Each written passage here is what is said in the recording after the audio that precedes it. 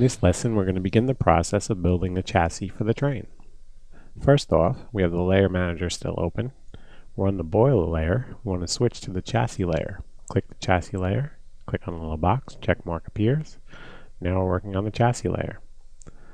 Let's also unhide the blueprints, and let's go to the left viewport and hide the layer manager now, and let's scroll in a little bit.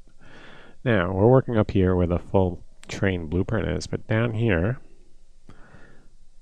just to make it easier, I made this outline shape that you can see in the blueprint of the actual chassis.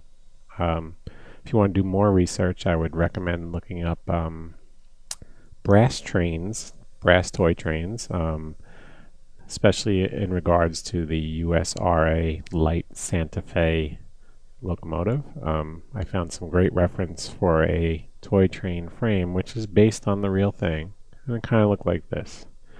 So again, favorite search engine, you can probably find some good reference, and you can always take this model or any of the parts of this model and make them more detailed when the exercise is done. So let's get started. What we're going to do is make this with the spline tools again. They just lend themselves to this shape. So we're going to go to line, be sure that everything is set the way we want, corner and Bezier, which it is. And let's get started. Let's start actually with a rectangle. What I'm going to do is from here, I'm going to click and drag across all the way to there.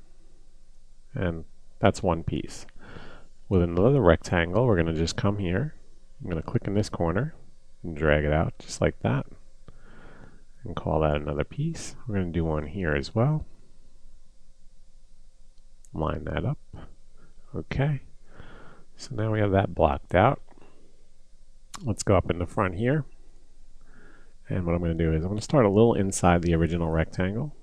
And I'm going to click, come up to the top, click. I'm going to come out this way and just outline this shape.